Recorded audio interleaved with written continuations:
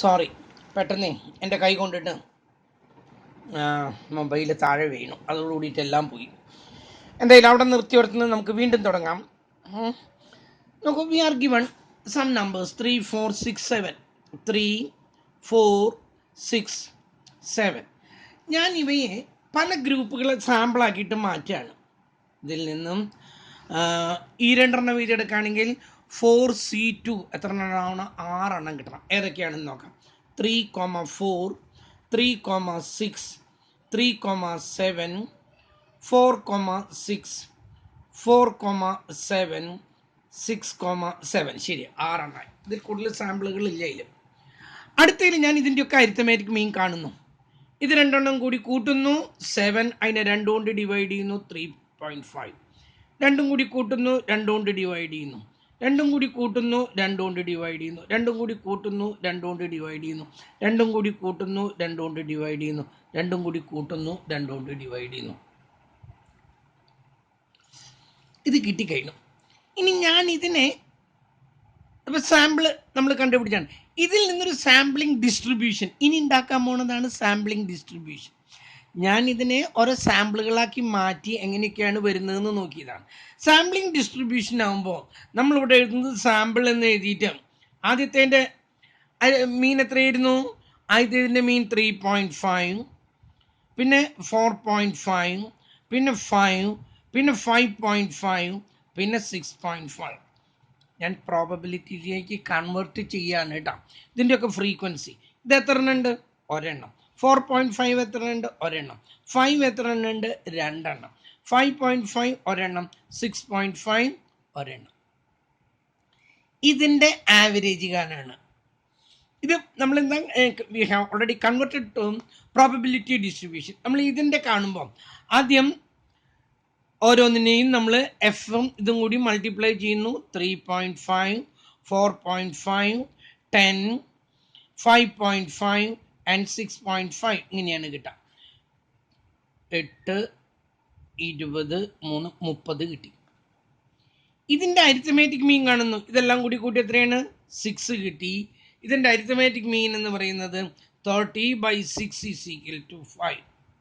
Okay, ഇത് ഞാൻ എന്താ സാമ്പിളുകളുടെ ആവറേജ് കണ്ടിട്ട് അതിൻ്റെ നിന്നിട്ട് ഞാനൊരു ഡിസ്ട്രിബ്യൂഷൻ ഉണ്ടാക്കി, സാമ്പിളിംഗ് ഡിസ്ട്രിബ്യൂഷൻ ഉണ്ടാക്കി. അതിൻ്റെ അടിസ്ഥാനത്തിൽ ഞാൻ ആവറേജ് കണ്ടു 5 ആണ്. ഇതാണ് പോപ്പുലേഷൻ കേട്ടില്ല. ഇതാണ് നമുക്ക് തന്നിട്ടുള്ള കറക്റ്റ് നമ്പർ. ഇതെല്ലാം കൂടി കൂട്ടി ഞാൻ നമ്പർ കൊണ്ട് ഡിവൈഡ് ചെയ്യുന്നു. 7, 10, 16, 20. 20/4 ദാറ്റ് ഈസ് ഈക്വൽ ടു, അതും 5 തന്നെയാണ്. ഇതാണ് പോപ്പുലേഷൻ. പോപ്പുലേഷൻ്റെ മീനാണിത്, അതും 5 തന്നെയാണ്. സാമ്പിളുകളുടെ കണ്ടുപിടിച്ചു, അതിൻ്റെയും കണ്ടു, അതിൻ്റെയും മീൻ എത്ര തന്നെയാണ്? 5 ആണ്. No doubt in it. കേട്ടല്ലോ, നിങ്ങൾ എങ്ങനെയൊക്കെ ചെയ്താലും സാമ്പിൾ എടുത്താലും വലിയ വ്യത്യാസമൊന്നും കാണില്ല. എന്തായിട്ട് പോപ്പുലേഷനുമായിട്ട് നിങ്ങൾ കമ്പയർ ചെയ്യുമ്പം വലിയ വ്യത്യാസമൊന്നുമില്ല. ഇതിൽ നിന്നാണ് ഇൻഫറൻഷ്യൽ അനാലിസിസ് ഉണ്ടായത്. Under the inferential analysis we study about the population on the basis of sample. In many cases, studying about the population is a tedious task, a Herculean task.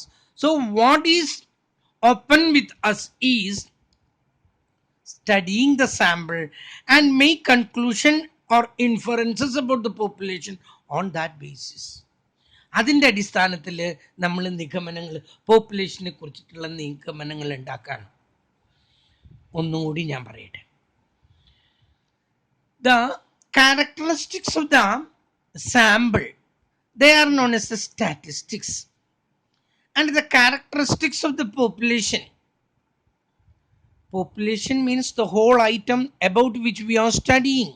നമ്മൾ എന്തിനെ കുറിച്ചിട്ടാണോ പഠിക്കുന്നത് അതിനെ മൊത്തമായിട്ട് പറയുന്നതാണ് പോപ്പുലേഷൻ. പോപ്പുലേഷൻ ഡസൻറ്റ് മീൻ ജനസംഖ്യ, human being എന്നൊരു അർത്ഥം പോലും അതിനില്ല.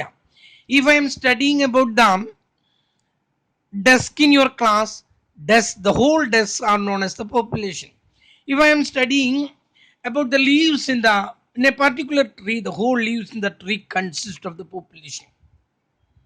Okay, അപ്പം മനുഷ്യൻ എന്നൊരു അർത്ഥമൊന്നും പോപ്പുലേഷൻ ഇല്ല. എന്തിനെ കുറിച്ചിട്ടാണോ പഠിക്കുന്നത്, the whole item That one is known as the whole item about which we are concerned. നമ്മൾ എന്തിനെ കുറിച്ചിട്ടാണ് പഠിക്കാൻ പോകുന്നത്? That one is known as the population. അപ്പൊ പോപ്പുലേഷന്റെ എന്താണ് ക്യാരക്ടറിസ്റ്റിക്സുകൾ പറയുന്ന പേരാണ് പാരാമീറ്റർ എന്ന്. നമ്മൾ പൊതുവെ പാരാമീറ്റർ എന്നാണ് എല്ലാത്തിനെയും പറയാമെങ്കിലും പോപ്പുലേഷന്റെ ക്യാരക്ടറിസ്റ്റിക്സുകളെയാണ് പാരാമീറ്റർ എന്ന് പറയുന്നത്. ഇതെന്തിൻ്റെയാണ്? പോപ്പുലേഷൻ്റെയാണ്. സാമ്പിളിൻ്റെ ക്യാരക്ടറിസ്റ്റിക്സുകൾ നമ്മൾ പറയുന്ന പേരാണ് സ്റ്റാറ്റിസ്റ്റിക്സ് എന്ന്. ഇതൊന്ന് തലയിൽ ഉറക്കണം. The parameters of population, the characteristics of the population is known as the parameters, and the characteristics of the sample is known as the statistics. And what are characteristics? Characteristics നമ്മൾ പറഞ്ഞിട്ടുള്ളതാണ്. Mean, median, mode, geometric mean, harmonic mean, range, quartile deviation, mean deviation, standard deviation, variance, kurtosis, skewness. These things are known as the characteristics. ഒരു ഡാറ്റയുടെ ക്യാരക്ടറിസ്റ്റിക്സുകളാണ്. ഈ characteristics പോപ്പുലേഷൻ്റേതാണെങ്കിൽ അവയെ ഓരോന്നിനെയും പറയുന്ന പേര് parameters എന്നാണെങ്കിൽ സാമ്പിളിൻ്റെ ഇതിൻ്റെ കാര്യങ്ങളെക്കുറിച്ച് പറയുകയാണെങ്കിൽ അതിനൊക്കെ എന്താ പറയുക? സ്റ്റാറ്റിസ്റ്റിക്സ് എന്നാണ് പറയുന്നത്. For example, X bar, that is the mean of the sample. സാമ്പിളിൻ്റെ മീനിൻ്റെ പേരാണ് X bar. S D, the standard deviation of sample is known as the SD. The number small n, that is the number of the sample. Whereas the corresponding characteristics of the population, this one is not x bar, that is known as the mu. That is the arithmetic mean of population. Sigma, that is the standard deviation of the population. Capital N, that is the number of the population. These are known as parameters and these are known as statistics. And we are making conclusion about the parameters by studying statistics on the basis of statistics. Statistics എന്ന് പറഞ്ഞ സാമ്പിളുകളുടെ ക്യാരക്ടറിസ്റ്റിക്സിന്റെ അടിസ്ഥാനത്തിൽ പോപ്പുലേഷന്റെ characteristics ഉണ്ടാക്കി കൊടുക്കും. That is known as the inferential analysis. അതിനെ പറയുന്ന പേരാണ് statistical inference അഥവാ ഇൻഫറൻഷ്യൽ അനാലിസിസ് എന്ന് പറയുന്നത്. ഇനി decision making is one of the most difficult task faced by the business managers. ഞാനത് പറഞ്ഞതാണ്. A business manager has to take a number of decisions. Some are complex or some are simple. He want to take decision under uncertainty because we are living in the world of uncertainty. Under this circumstance, probability will be very helpful. And the statistical inference is that branch of QT, quantitative technique, which is related with the using of probability concept to deal with the uncertainty in decision making. Decision making uncertainty എടുക്കണമെങ്കിൽ സാധ്യതകളെ കുറിച്ചിട്ടുള്ള പഠനമാണ് അവിടെ ആവശ്യം. അതുകൊണ്ടാണ് probability അതിൻ്റെ ഒരു one of the important chapter ആയിട്ട് വന്നത്. അതിൻ്റെ അടിസ്ഥാനത്തിലാണ് ഡിസിഷൻ നമുക്ക് എടുക്കാനായിട്ട് പറ്റുന്നത്. Statistical inference is the process of selecting and using sample statistic to draw inferences about the population parameter. Population പാരാമീറ്ററുകൾ ഉണ്ടാക്കാൻ വേണ്ടി സാമ്പിൾ സ്റ്റാറ്റിസ്റ്റിക്സിനെ ഡിപ്പെൻഡ് ചെയ്യുന്ന അതിനെയാണ് എന്ത് പറയുന്നത് നമ്മൾ സ്റ്റാറ്റിസ്റ്റിക്കൽ ഇൻഫറൻസ് എന്ന വാക്കുകൊണ്ട് തന്നെ ഉദ്ദേശിക്കുന്നത്. And why making such kind of statistical inference, we have to deal with two problem. One is the estimation and the other one is the testing of hypothesis. രണ്ട് കാര്യങ്ങളാണ് നമുക്കിവിടെ അറിയേണ്ടത്. ഒന്ന് എസ്റ്റിമേഷൻ, അത് പിന്നെ അധികം അങ്ങോട്ടില്ല, എന്നാലും ഉണ്ട്, എസ്റ്റിമേഷൻ കുറച്ചുണ്ട്. And the next one is testing of hypothesis. എന്താണ് ടെസ്റ്റിംഗ് ഓഫ് ഹൈപ്പോത്തീസിസ് പറയട്ടെ. എന്താണ് ഹൈപ്പോത്തീസിസ് എന്നൊന്ന് പറഞ്ഞിട്ട് നമുക്ക് ടെസ്റ്റിംഗ് ഓഫ് ഹൈപ്പോത്തീസിസിലേക്ക് കിടക്കാം. എനിക്കിന്ന് തീരെ സുഖമില്ലാത്തൊരു ദിവസമായിരുന്നു. ഞാൻ ക്ലാസ് കുറച്ചെടുത്ത് നിർത്താനാണ് ഉദ്ദേശിച്ചിരുന്നത്. പക്ഷേ ക്ലാസ് എടുത്ത് തുടങ്ങിയപ്പോൾ അങ്ങോട്ട് എല്ലാം മറന്നു. എന്തായാലും അങ്ങോട്ട് തുടങ്ങിക്കോട്ടെ, നമുക്ക് നോക്കാം എന്താണ് hypothesis. Hypothesis means an assumption, a presumption, a supposition which is to be tested and its results should be checked whether we have to accept it or not. ഒരു ഹൈപ്പോത്തിസിസ് എന്ന് പറഞ്ഞാൽ അതൊരു അസംഷൻ ആണ്, ഉറപ്പൊന്നുമില്ലതിനെ കുറിച്ചിട്ട്. It is a supposition, it is a presumption which is to be checked, which is to be tested, which should be subjected to test. Then we have to decide whether we have to accept or reject. Accept ചെയ്യണോ reject ചെയ്യണോ എന്ന് നിശ്ചയിക്കും. അതിനെയാണ് hypothesis എന്ന് പറയുന്നത്. Hypothesis സാധാരണ നമ്മളൊക്കെ പറയാറുണ്ട്, ഈ ഹൈപ്പോത്തിസിസ് ആണ് ഈ PhD പഠിക്കുന്ന കുട്ടികൾ എന്താ ചെയ്യണമെന്ന് കൊടുത്ത് ചോദിച്ചാൽ പറയും, ഞാൻ തിസിസ് കൊടുത്തിട്ട് ഇരിക്കുകയാണ്, they are waiting. That means they are collecting the data, they are going to analyze the data, they are making inferences about this data. അത് കഴിയണം, അത് കഴിയുമ്പോഴേ അത് തിസിസ് ആകുന്നുള്ളൂ. പക്ഷെ അവർ പറയും ഇങ്ങനെയാണ്, തിസിസ് കൊടുത്തിട്ട് ഇരിക്കുകയാണെന്ന്. അല്ലല്ല, അവർ what they have already given is that one is known as a hypothesis. After collecting, after presenting, after analyzing, after interpreting, that can be taken as rejected or accepted. അത് കഴിഞ്ഞിട്ട് വേണം ആക്സെപ്റ്റ് ചെയ്യണോ reject ചെയ്യണോ എന്നുള്ളത് തീരുമാനിക്കേണ്ടത്. അങ്ങനെ ആ hypothesis accept ചെയ്ത് കഴിയുമ്പോൾ, ടെസ്റ്റ് ചെയ്ത് ആക്സെപ്റ്റ് ചെയ്ത്, then that one is known as the thesis. അതുവരെ അത് ഹൈപ്പോത്തിസിസ് ആണ്. MPhil പഠിക്കുന്ന കുട്ടികളും പറഞ്ഞു കേട്ടിട്ടുണ്ട്, തിസിസ് കൊടുത്തിട്ടിരിക്കുകയാണ്, ഒക്കെ തിസിസുകാരാ. നോ, തിസിസ് എന്ന് പറഞ്ഞ ഹൈപ്പോത്തിസിന്റെ നെക്സ്റ്റ് സ്റ്റേജ് ആണ് തിസിസ്. തിസിസ് കഴിഞ്ഞാൽ അടുത്തൊരു സ്റ്റേജ് ഉണ്ട്. അങ്ങനെ തിസിസ് പ്രൂവ് ചെയ്തു, കറക്റ്റ് ആണെന്ന് പ്രൂവ് ചെയ്തു, അതിനെതിരായിട്ട് കുറച്ചും കൂടി കഴിയുമ്പോൾ ഒരു ആന്റി തിസിസ് വരും. ഒരാൾ പറയണത് അത് ശരിയൊന്നല്ല കേട്ടോ, അത് തെറ്റാണ്, അതല്ല കറക്റ്റ് ആയിട്ടുള്ള കാര്യം തൊട്ട് വേറെ ഒന്നും അയാൾ അതിനെതിരായിട്ടൊരു തിസിസ് കൊണ്ടുവന്നാൽ that is known as the antithesis. അപ്പം മൂന്നാമതൊരാൾ പിന്നെയൊരു തിസിസ് ഉണ്ട്, അതിൻ്റെ അയാൾ പറയണ അല്ലല്ലോ കേട്ടോ, ഇത് രണ്ടാൾ പറഞ്ഞു ശരിയാണ്, they are the two parts of the sides of the coin. ഒരു കോയിൻ്റെ രണ്ട് ഭാഗങ്ങളാണ്, രണ്ടും ശരിയാണെന്ന് പറഞ്ഞുകൊണ്ട് അയാൾ ഒരു തിയറി അങ്ങ് ഉണ്ടാക്കിക്കൊണ്ടിരുമ്പോൾ അതിന് പറയുന്ന പേരാണ് സിന്തസിസ്. അപ്പോൾ ഒരു തിസിസിന് എത്ര ഭാഗം ഉണ്ടെന്ന് നോക്കൂ. Hypothesis, thesis, antithesis, synthesis. ഇത് നാലും കവർ ചെയ്തിട്ടുള്ള വളരെ അപൂർവമായിട്ടുള്ള ഇതിന് മാത്രമേ ഇത് ഉണ്ടായിട്ടുള്ളൂ.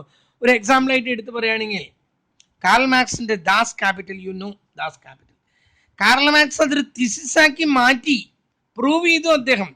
അന്നത്തെ ജർമ്മനിയിൽ ജീവിച്ചിരുന്ന ആളുകളുടെ അന്നത്തെ ലോകാവസ്ഥയുടെ ഒക്കെ കാര്യങ്ങൾ എടുത്തുകൊണ്ട് അയാൾ അത് പ്രൂവ് ചെയ്യാൻ പറ്റി. എന്താണ്, അധ്വാനിക്കുന്ന ജനങ്ങള് അവരാണ് ഇതിന്റെ അവകാശികളെന്നും കുറെ കഴിയുമ്പോൾ അവരുടെ ഒരു റിസർവ്ഡ് ആർമി ഉണ്ടാകുമെന്നും അവർ ഇത് വാങ്ങിച്ചെങ്കിൽ മാത്രമേ ഇത് വിറ്റഴിക്കാൻ പറ്റുള്ളൂ എന്നും അവരുടെ ശമ്പളത്തിൽ നിന്ന് ഇങ്ങനെ നിങ്ങൾ ഓരോ പൈസ പിടുങ്ങും തോറും ഡിമാൻഡ് കുറയാണെന്നും അവസാനം without A bank the capitalism will be collapsed എന്ന് അദ്ദേഹം പറഞ്ഞു. അത് ആ കാലഘട്ടത്തിൽ അത് കറക്റ്റ് ആയിരുന്നു.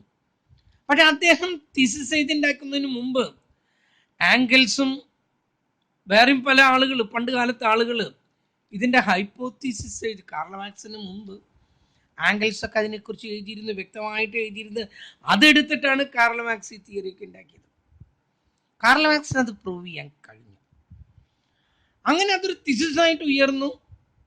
പക്ഷെ കുറെ കഴിഞ്ഞപ്പോൾ അമേരിക്കയിൽ നിന്നും പലരും, ഒന്നും രണ്ടൊന്നല്ല എത്രയോ ആളുകൾ no communism is a failure എന്ന് പറഞ്ഞുകൊണ്ട് എത്ര ആളുകൾ അതിനെക്കുറിച്ചിട്ട് ആൻറ്റി തീസിസുകൾ എഴുതിയിട്ടുണ്ടാക്കിയെന്നറിയാം.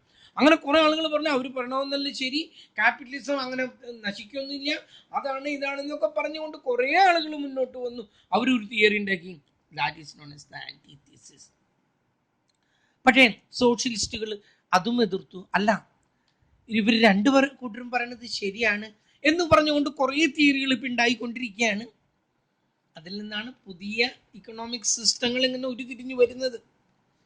അങ്ങനെ അത് ശരിയാണ്, രണ്ടും ശരിയാണ് എന്ന് പറഞ്ഞു വന്ന അതിനെ പറയുന്ന പേരാണ് സിന്തസിസ്. ഞാൻ പറഞ്ഞു വന്നത് ഇവിടുത്തെ കമ്മ്യൂണിസത്തെ കുറിച്ചിട്ടൊന്നല്ല കേട്ടോ, നിങ്ങൾ തെറ്റിദ്ധരിക്കൊന്നും ചെയ്യല്ലേ കേട്ടല്ലോ. കമ്മ്യൂണിസം തൊക്കിൻകുഴലിലൂടെ എന്നാണ് കാർൽ മാർക്സ് പറഞ്ഞിട്ടുള്ളത്, അല്ലാതെ ബാലറ്റ് പേപ്പറിലൂടെ ഒന്നല്ല. കമ്മ്യൂണിസത്തിൻ്റെ ആ അവസ്ഥയിലേക്ക് എത്തണമെങ്കിൽ അങ്ങനത്തെ ഒരു അവസ്ഥയൊന്നും നമ്മുടെ ഇന്ന് ഇന്ത്യയിലൊന്നും ഇല്ല. അങ്ങനെ തെറ്റിദ്ധരിക്കൊന്നും വേണ്ട. അന്ന് ജീവിച്ചിരുന്ന ഓരോ കുട്ടികളുടെയും അമ്മമാർ വിചാരിച്ചിരുന്നത്, വയറ്റിൽ കുഞ്ഞ് കൺസീവ് ചെയ്യുന്ന സമയത്ത് തന്നെ ചിന്തിച്ചിരുന്നത് എൻ്റെ മോനൊരു വിപ്ലവകാരിയായിട്ട് വളരണമെന്ന് ആഗ്രഹിക്കുന്ന അമ്മമാരാണ് അന്നുണ്ടായിരുന്നത്. കാരണം അവരുടെ ജീവിതാവസ്ഥ, അവർ ജീവിക്കുന്ന ഹൈലി പാത്തറ്റിക്, ഹൈലി മിസറബിൾ കണ്ടീഷനിലാണ് അവരന്ന് ജീവിച്ചിരുന്നത്. ഭക്ഷണത്തിന് വേണ്ടി മക്കളെ വിൽക്കുന്ന, സ്വന്തം ജീവിതത്തെ മാത്രം ലക്ഷ്യമാക്കുന്ന ഒരു അവസ്ഥ അന്നുണ്ടായിരുന്നു. അപ്പം ആ കാലഘട്ടത്തിൽ അങ്ങനെയൊക്കെയാണ് സംഭവിച്ചത്. വിയറ്റ്നാമിൽ ഒരു കാലത്ത് ജനിക്കാൻ പോകുന്ന ഓരോ കുഞ്ഞിനെ കുറിച്ചിട്ട് അമ്മമാർ കരുതിയിരുന്നത് എങ്ങനെയാണ്, 5-6 വയസ്സാകുമ്പോൾ കയ്യിലൊരു തോക്കെടുത്ത് കൊടുക്കുന്നൊരു അവസ്ഥ ഉണ്ടായിരുന്നു. അങ്ങനത്തെ ഒരു അവസ്ഥയും ഇവിടെയൊന്നുമില്ല. 2 നേരമെങ്കിലും ഭക്ഷണം കിട്ടാത്ത, എന്തിനാ 2 നേരം, 3 നേരം ഭക്ഷണം കിട്ടാത്ത ഏതെങ്കിലും ഒരു ഫാമിലി നമ്മുടെ ചുറ്റുപാടിലുണ്ടോ എന്ന് നിങ്ങൾ സ്വയം ഒന്ന് നോക്കുക. അങ്ങനെയൊന്നും ഇല്ല. തലചായ്ക്കാൻ കൂരിയില്ലാത്ത എത്ര വീടുകൾ നമുക്കുണ്ട്. അങ്ങനത്തെ ഒരു അവസ്ഥയില്ല. ഉടുതുണിക്ക് നഗ്നത മറയ്ക്കാൻ തുണിയില്ലാത്ത എത്ര ആളുകൾ നമ്മുടെ അവിടെ ഉണ്ട്. ഒന്നുമില്ലെങ്കിൽ ഈ രാഷ്ട്രീയക്കാരുടെ കൊടിക്കൂറുകൾ ഉണ്ടായാൽ തന്നെ ആവശ്യത്തിൽ കൂടുതൽ നഗ്നത മറയ്ക്കാനുള്ള തുണി കിട്ടുന്നതാണ് ഇവിടുത്തെ കോൺസെപ്റ്റ്. എന്തേ ആവട്ടെ, ഞാൻ അങ്ങോട്ടൊന്നുമല്ല പറഞ്ഞു വന്നത്. ഞാൻ പറഞ്ഞു വന്നത് ഇവിടെ അങ്ങനത്തെ ഒരു അവസ്ഥയില്ല. ഞാൻ ഇവിടുത്തെ കാര്യമല്ല പറഞ്ഞത്. ഈ തീസിസ് എന്ന് പറയുന്നത് ഹൈപ്പോത്തീസിസിന് ശേഷമുള്ള ഒരു സ്റ്റേജാണ്. ആ സ്റ്റേജിലേക്ക് ഒന്നുമല്ല എത്തിയിട്ടുള്ളത്. ഹൈപ്പോത്തീസിസ് പ്രൂവ് ചെയ്യണം. അതാണ് നമ്മളിവിടെ ടെസ്റ്റിംഗ് ഓഫ് ഹൈപ്പോത്തീസിസിലൂടെ ചെയ്യുന്നത്. ഹൈപ്പോത്തീസിസ് എന്താണെന്ന് നിങ്ങൾക്ക് ഇപ്പം മനസ്സിലായി. നമുക്കിനി അറിയേണ്ട എസ്റ്റിമേഷൻ ആണ് അറിയേണ്ടത്. Statistics influence is the process of making judgment about the population on sampling properties. Sampling പ്രോപ്പർട്ടിയുടെ അടിസ്ഥാനത്തിൽ പോപ്പുലേഷനെ കുറിച്ചിട്ട് നമ്മൾ നിഗമനങ്ങൾ ഉണ്ടാക്കാനാണ് പോകുന്നത്. An important aspect of statistical inference is using estimates to approximate the value of population parameter.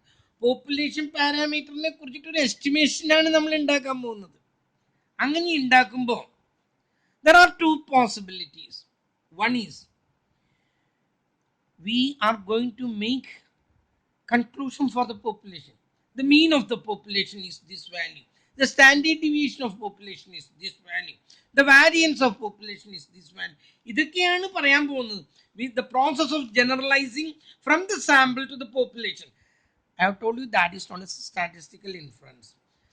അങ്ങനെ നമ്മൾ പോപ്പുലേഷനിൽ നിന്നും ഉണ്ടാക്കുന്ന സമയത്ത് there are 2 possibilities. One is point estimate.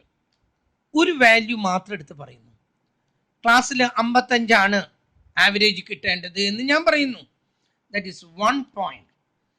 അങ്ങനെ ഒരു സാധ്യതയുണ്ട്. പോയിന്റ് എസ്റ്റിമേറ്റർ വളരെ കറക്റ്റ് ആണ്. നമുക്ക് അതൊരു നല്ല വാല്യൂ ആണ്, വളരെ എളുപ്പത്തിൽ. And it draws inferences about the population by estimating the value of one value, a single value or a point value. പക്ഷെ ഇതിന് ഒരു ദോഷമുണ്ട്. How much we are confident about this value close to the actual value of the population.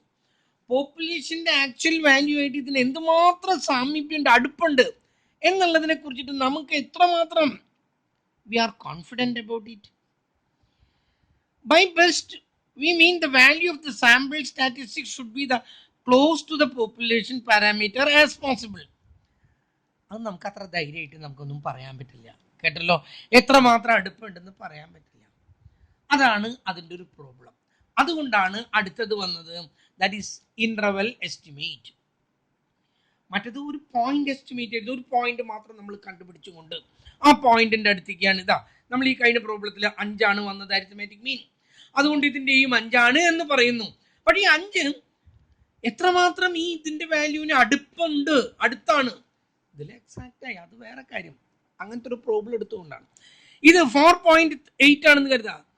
How far it is close to the actual mean of the population, അത് നമുക്ക് അങ്ങനെ ഉറപ്പിച്ച് അങ്ങ് പറയാൻ പറ്റില്ല. അതുകൊണ്ടാണ് another one was introduce, that is known as the interval estimate. Point estimator from the sample may not be locate the population parameter. ഈ population പാരാമീറ്ററിന്റെ അടുത്തേക്ക് അത്രയൊന്നും അടുത്ത് നിന്നൊന്നും വരാൻ പറ്റില്ല. If the sample average is different from the population parameter, then the point estimator does not indicate the extent of the possible error. ഇതിൽ എത്രമാത്രം തെറ്റുണ്ട് എന്നുള്ളത് പറയാൻ നമുക്ക് കഴിയില്ല. നമ്മളെടുത്തിട്ടുള്ള സാമ്പിളിങ്ങിൽ എറർ ഉണ്ടായിരിക്കാം. സാമ്പിളിംഗ് എറർ, സാമ്പിളിംഗ് എറർ എന്ന് പറഞ്ഞാൽ ആ എറർ അല്ല കേട്ടോ. Sampling error means standard deviation, that we will study later. അതിന് എന്തുമാത്രം തെറ്റുണ്ട്? ഈ സാമ്പിൾ എടുത്തപ്പോൾ എററുകൾ സംഭവിച്ചിരിക്കാം. സാമ്പിൾ എടുത്തപ്പോൾ കിട്ടിയതൊക്കെ താഴെ കിടക്കുന്ന വാല്യൂസ് മാത്രമാണെങ്കിൽ ആവറേജിന്റെ വളരെ താഴെ പോകും. സാമ്പിൾ എടുത്ത മുഴുവൻ ഏറ്റവും മുകളിൽ കിടക്കുന്ന വാല്യൂസ് മാത്രമാണെങ്കിൽ വല്ലാതെ വലുതായി പോകും. അവിടെ എന്തുമാത്രം എറർ ഉണ്ടെന്നുള്ളതിനെ കുറിച്ചിട്ട് നമുക്ക് പറയാൻ പറ്റില്ല. അതുകൊണ്ട് നമ്മൾ എന്ത് ചെയ്യാണ്? We are showing two values. Between these two values lies the parameter. നമ്മൾ പറയുന്ന പാരാമീറ്റർ മീനോ സ്റ്റാൻഡേർഡ് ഡീവിയേഷനോ വേരിയൻസോ എന്താണെങ്കിൽ ഈ രണ്ട് വാല്യൂസിന് ഇടയ്ക്ക് കിടക്കുന്നു എന്ന് പറഞ്ഞാൽ അതായിരിക്കും കുറെ കൂടി കറക്റ്റ് ആയിട്ടുള്ളത്. For these things we have to first calculate the point estimator.